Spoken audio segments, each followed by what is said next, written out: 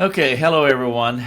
We've been gone for 11 days. We just got back yesterday at 1 p.m.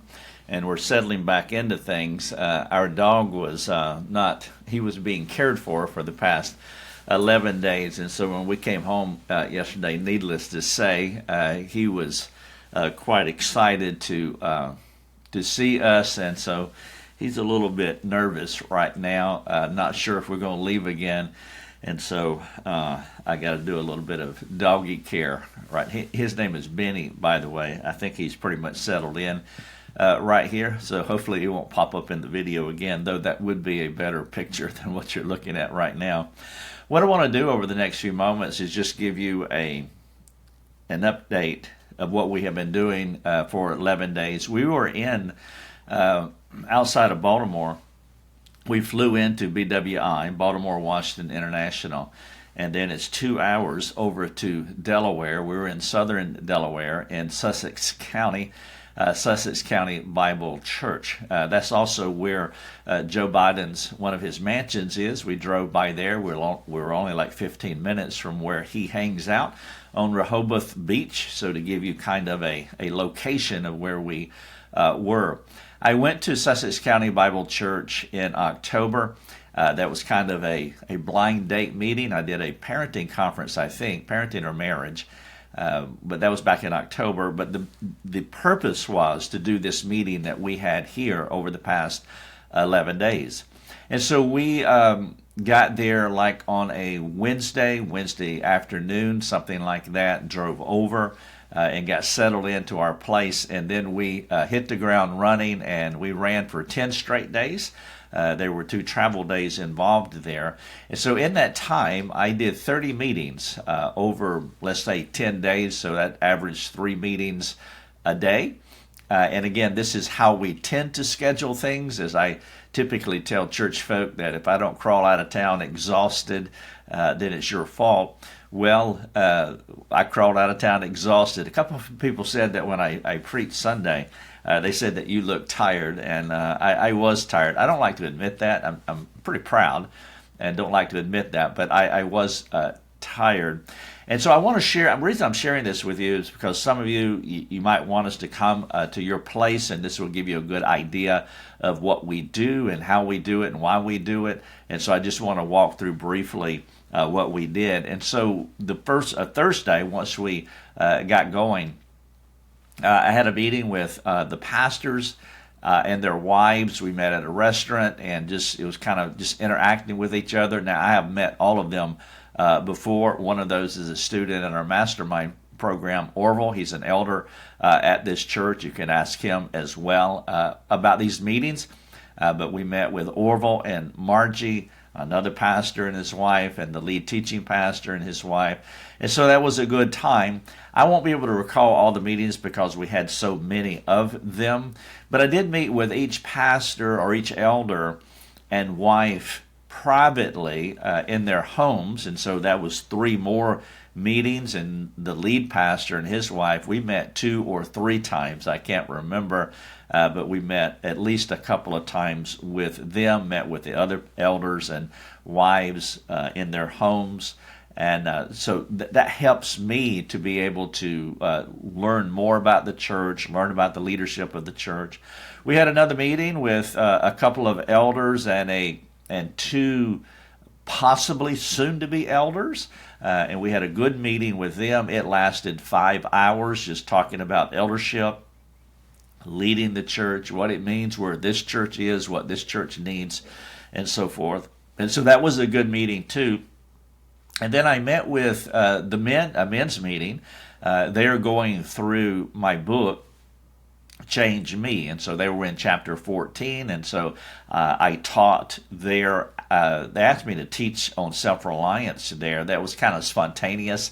That was not prepared. And then the lead pastor liked what I did in that men's meeting, and so he asked me to teach the ladies' meeting as well. The elder, the rubies, I think they're just mostly older women. And so I taught that to them as well. And so that's kind of what happens when I'm at a church. We're very pneumatic. And so what planned sometimes doesn't happen because things change as needs are sensed and perceived. It's like, hey, this would be a huge thing to do, or a better thing to do. And so we zag a lot when we're at these places. And so we zagged in the men's meeting as they went through Change Me. We zagged when we went to the ladies' meeting. And then during the ladies' meeting, they had a dinner, a lunch afterwards. So we went out to a restaurant and met there for an hour, hour and a half, and ate with the older women of the church. And so that was good. Lucia was with me for that meeting as well. And then we had the men's meeting the next day or so. That was different from the folks who were going through the book Change Me, and they asked me to do the self-reliance talk there as well. We also did a Q&A for a little over an hour and a half, and that was where Lucia and I fielded questions from that was a women's meeting there, where the women came. And it was well attended. There were a lot of people there, a lot of women there, and they asked a lot of questions about pornography. I mean, the questions, there were no when did you first meet, and tell us about your first date, and all the happy things that happen in a person's marriage. There were none of those questions at all. They were asking, one of the questions was, is it wrong for a boy and a girl to live together without being married? They asked about women watching porn. They asked about seemed to be a flirtatious relationship between a man and this other woman. They asked a bunch of other questions like that, all sorts of questions. And all of them were challenging questions. They were good, though. That is what we like. You want down? You want down? Okay. I think Benny. All right, so Benny, tell everybody bye, okay? All right, so say, all right, this is Benny, and he's ready to get down now. All right, there we go. Praise the Lord. And so the Q&A, it was really good. It went on for a little over an hour and a half. And then we had some other meetings. A growth group meeting. That's their small group. Met with them. That went for over 3 hours. The actual meeting, then the fellowship after the meeting, and then we were the last to leave. Typically, we're always last to leave. And then I did the reason we went there, which was the Introduction to Biblical Counseling Conference. And so that was Friday night. I did 2 lessons, and then on Saturday I did 4 lessons, and then the next Saturday I did 4 more lessons, and so that was 10. That's our 10-part series, Introduction to Biblical Counseling talk. Now, what they did is they took the course material and they put it in this nice spiral binder, and then one family each family who attended got one of these books, so everybody got a take-home book, which was really nice. The upside to this, I only finished 9 and a half of the 10-part series, because each lesson was 1 hour, and you can't do this 1 hour per lesson, not in a talk, because people ask questions, and there were a lot of questions. I mean, people just ask questions from beginning to end, and I love that. That is fantastic that they do that. But when you do that, you can't stay to the hour time limit. And so I knew I wasn't going to finish, and so toward the end I just gave up, and I told them I'm not going to be able to finish. But the good news is I got through 8 and a half, because I did not get into lesson 10, and I only finished half of lesson 9. And so I only got through 8 and a half of the 10 hours that was slotted. But the good news is that they made this book of the entire course, and so you can see some of the graphics there.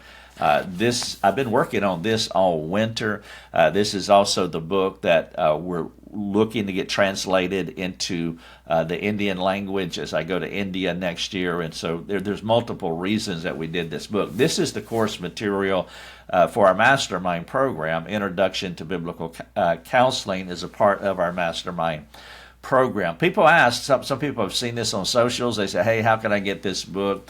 You can't. You can become a mastermind student and you can get this book. I am going to build a course, a 10-part Introduction to Biblical Counseling course, and so you will be able to get it there, but not in a 3-ring binder or in a spiral bound book. Unless you make it. Our mastermind students could take the 10 lessons from their training and print them off and send them to a printer, and you're welcome to put it in a spiral bound or however you want to do that. But it's really good to do it this way. And this was huge because this allowed me to be able to flex in my training, so I didn't have to stay like.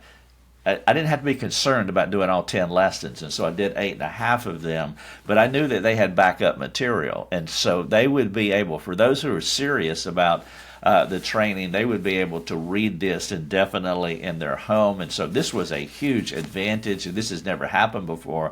The church paid for this, and they got them bound up like this. I think someone from the church actually donated what was needed to get them printed. So this was really nice, and so we brought a few of these home for show and tell, and so I really like this idea. This is almost 400 pages, and so it is a book. It's a significant book. I think there's 486 pages or something, 383 pages is what we have here. And so we went through that as well. Then I spoke on Sunday morning. So altogether, there were 30 meetings. Some of the meetings were pre-planned. There was a counseling session that I had. Someone drove down from northern New Jersey, which is not saying a lot. It's just an hour away. I'm sorry, northern Delaware. And Delaware is such a small state. They didn't have to drive far. But they drove down from northern Delaware, and we met with them for a little over 2 hours and then had some follow-up by text and so forth. So there were a lot of meetings over 10 days. This is how we tend to serve the churches. It does allow me to flex, to be able, because things change once you get on site. As you begin to interact with the church folks, you realize that, I had planned this in Greenville, South Carolina, but now that we're here, it would be better to do the other thing. And so that's the beauty of meeting in all of these smaller meetings, smaller context. And then when you do the actual big meeting, the reason that they ask you to come, in this case, Introduction to Biblical Counseling. And so I was able to adapt what I was saying to the uniqueness of the church. And so this is just a straightforward 10 lessons on biblical counseling. But because I had met virtually with everybody in the church, not really, but virtually, I had a good idea what this church was about, because it was a deep study for me to interact with all of these people. And then these micro conversations that I had to the side with so many different people who had questions, that allowed me to adapt this for the 10 lessons that I did on Friday, Saturday, and then the next Saturday as well. And so that's an overview of what we did at Sussex County Bible Church. That was our second trip up there. We do have a mastermind student in the program. We had some wonderful meetings, and if you want us to come to your church, you're welcome to share this video. I'm going to put this on the support side so that everybody can see it, not just leaders over coffee. So that you can see it, and you're welcome to share it with your pastor or whomever and say, hey, this is how they do meetings. As I was talking to one gentleman, he said, that this is really hard work, what you're doing, and it is hard work. It's a harder way of doing things. It would be easier for me to have 3 TED Talks, and then I just do 3 TED Talks around the country. I fly in on Friday, and I do 1 talk on Friday night, 2 talks on Saturday, and I'm home Saturday night, and it's the same talks that I do wherever I go. That's not how we do things. It's a more tedious process. It's harder, no doubt. It's physically harder on me, but I think it's a better approach because, again, you're adapting to the church. Churches are like counselees. Every counselee is different. Every church is different. And so I just don't want to just map stuff over them, not taking in the fact of where they are as a church and the leadership of the church, the dynamics of the church, etc. And so there's a lot of customization. So there is a ton of work that goes before, during, and after. I came home yesterday and I did a podcast and a video of the sermon that I did on Sunday. And so I got that ready for them and I sent it to them last night. And so the actual time that we spent with them was much more than 11 days. They had been dripping content long before we got there. They had been going through Change Me. The men have, some of the men. And now we're creating content post the event. I did another meeting. I did a small group leader meeting. I did that as well. I forgot about that. And I created content for that meeting also. And so again, they have all of this content that they can view or listen to weeks, months, years later. And so what we want to do is to stretch out the training event more than just a weekend or two, because it will only lodge in short-term memory. But if a church is actively dripping in content and working with our stuff, and then we come in and do what we do, and then we prepare stuff after we leave, then that helps in the long-term memory. It helps in the church as far as overall transformation. So that gives you a good idea what we've done. If you have any questions or comments about that, you can put them below this video, and that would be great.